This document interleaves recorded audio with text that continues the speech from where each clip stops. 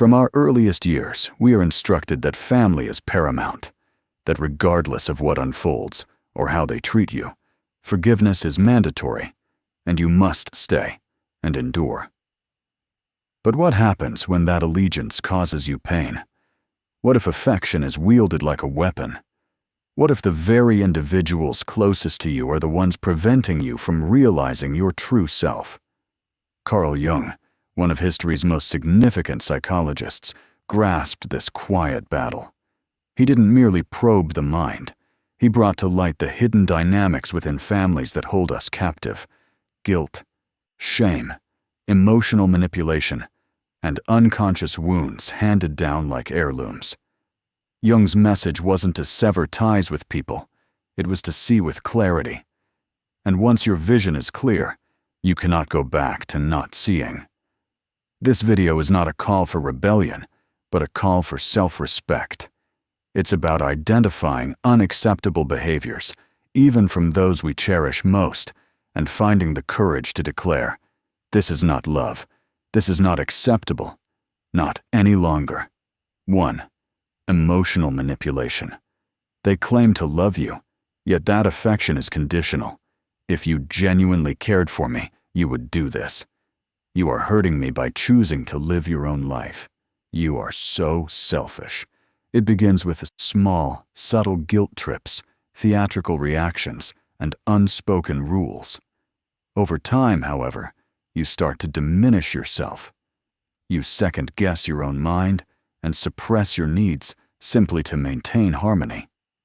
Carl Jung referred to this as psychic possession, a state where another person's unresolved emotions embed themselves in your psyche and dictate your actions. Often, this is not a conscious act. The parent or family member might genuinely think they are helping you. Yet, underneath it all is a refusal to confront their own pain, so they attempt to manage it by controlling you. You are forced into the role of the emotional caregiver, the confidant, the scapegoat, or the rescuer. But none of these roles belong to you. You were not put on this earth to shoulder the emotional weight of another adult. By tolerating emotional manipulation, you remain ensnared in another's subconscious habits, never truly free to author your own life. Recognizing this is the initial move.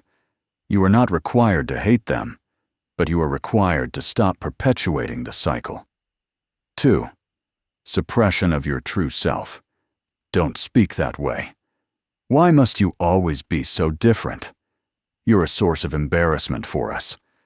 At times, the most profound rejections originate not from strangers, but from the very people who raised you. They don't resort to yelling, they resort to shaming. They sculpt you into their ideal of who you should be, gradually erasing the person you are. Carl Jung held that each person is on a journey towards individuation, the journey of becoming complete, authentic, and truly oneself. However, this journey is frequently obstructed by collective norms, culture, religion, tradition, and, indeed, even family. Jung wrote, "The privilege of a lifetime is to become who you truly are." But what happens when your own family perceives that authentic self as a menace? Perhaps you hold different beliefs, dress in a different style, select a different career, or simply possess a different spirit. They attempt to mold you into an image that suits their comfort zone because your liberty serves as a reminder of their own fears. But the reality is this: your purpose is not to be a reflection of another person's comfort. Your purpose is not to act out a life based on someone else's script. You are here to be complete. And any person, family included, who insists that you conceal your light does not genuinely love the authentic you. They love the version of you that helps them feel secure, and that is not sufficient. 3. Constant criticism. Disguised as concern, this is for your own benefit. I simply don't want you to err. You're overly sensitive. Certain family members conceal their cruelty within the vocabulary of love. Their statements inflict deep wounds, Yet they hide behind a facade of concern. They label it honesty. They label it care. But it never feels like it's either. Carl Jung cautioned us about the shadow, the dark, unconscious aspects of our being that we deny. And here lies a difficult truth. Individuals who ceaselessly critique you are frequently addressing the parts of themselves they have rejected. When they declare, "You'll never succeed doing that," they might be echoing a failure of their own they never reconciled. When they insist you're not strong enough, they could be exposing their own fear of powerlessness. But rather than healing, they project. They transfer what is broken within them onto you. And if you are not conscious of this, you will begin to accept that voice as your own. You'll call it truth. You'll call it home. Jung believed that projection is among the most significant obstacles to self-knowledge. Everything that irritates us about others can lead us to an understanding of ourselves. But when that irritation becomes constant criticism, it transforms into a weapon. You do not owe anyone a gateway to your mind, your aspirations, or your heart, particularly when they only use it to dismantle you. Even if they claim they are just being honest, you can love someone profoundly and still refuse the roles they attempt to impose on you. The failure, the disappointment, the one who is never good enough. You are not a surface for another person's shadow to be painted on. 4. Guilt as a tool of control. You don't call anymore. After all I've done for you. If you go, you'll break my heart. This is not love. This is guilt disguised as affection. It is not about fostering a connection. It is about maintaining control. Carl Jung comprehended the immense power of guilt, particularly when it originates from those to whom we feel we owe our existence. Parents, siblings, elders. To say no feels like an act of betrayal. To establish distance feels like abandonment. But guilt is not synonymous with morality, and guilt is not synonymous with love. When an individual employs guilt to influence your decisions, they are demanding that you forsake yourself for their comfort. The price, however, is immense. You forfeit your own sense of direction. You waver before making any decision. You ask, "Will this upset them?" instead of, "Is this the right path for me?" In time, you find yourself living a life that belongs to someone else, a mere shadow of your own desires. Shattering this pattern does not mean you are ungrateful. It means you are awakened. Because authentic love doesn't penalize you for your personal growth. True love declares, "I want you to be free, even if your freedom makes me uncomfortable."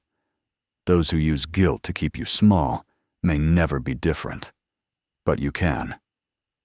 Before we move on, please pause to like this video. Your support assists more individuals in finding these ideas, and if you are finding value in this exploration into the enigmas of the mind, be sure to subscribe so you won't miss what is to come. Now, returning to the video. 5. Verbal and emotional abuse normalized as, "That's just how they are. That's simply their way. They didn't intend it. It's just their manner of speaking. That's just their nature." How many times have you heard these phrases? How many times have you told them to yourself? Carl Jung knew that whatever we accept as normal in our childhood, we adopt in our adulthood as familiar. And what is familiar often feels like it is love. But let's be clear. To be perpetually insulted, yelled at, disregarded, or overlooked is not a form of love. It is abuse. Even if it is not physical, even if it is only words. When a person repeatedly violates your emotional boundaries, shames you, gaslights you, or belittles your pain, and then demands forgiveness without any change, they are not loving you. They are controlling you. Jung frequently discussed the wounded inner child, the aspect of our being that keeps searching for love in the very places where we first experienced pain. Consequently, many of us repeatedly go back to relationships that mirror those early wounds, not due to weakness, but because we were never shown what genuine safety feels like. And here is the unnerving reality. The more you remain in these situations, the more you are inclined to think you are deserving of them, that this is simply the nature of love. But Jung would argue differently. He would tell you that the bravest action is not to bear additional pain, but to shatter the pattern, to declare, I recognize what this is. I will not be the heir to this pain, and I will not pass it on, even if it is family, even if you love them, even if they fail to ever understand. Because your peace is not a betrayal, it is a new start. Conclusion: you are not acting selfishly by safeguarding your peace. You are not being cruel by establishing boundaries. And you are not broken for choosing to distance yourself from people who decline to see you with clarity. The work of Carl Jung serves as a reminder that the most daunting challenge is to fully accept oneself. But that is where recovery starts. Not in trying to fix other people, not in holding out for apologies that might never arrive, but in declaring, I am worthy of better, even if you were never told that before, because respect, safety, and love are not up for negotiation. Not any longer. So, this is your permission to cease diminishing yourself, to cease justifying your existence, to cease tolerating the intolerable. You were not destined to exist in another's shadow. You were destined to become complete. As we have explored today, Carl Jung's wisdom reminds us that our mental and emotional well-being is sacred. No one, not even family, possesses the right to manipulate, diminish, or control who we are at our core. If this message resonated with you, please like this video, share it with someone who needs to hear this truth, and subscribe to the channel for more content that empowers your mind and spirit. And in the comments below, I would be interested to hear from you. What has been your experience with establishing boundaries in family or other close relationships? Thank you for watching, and I will see you in the next video.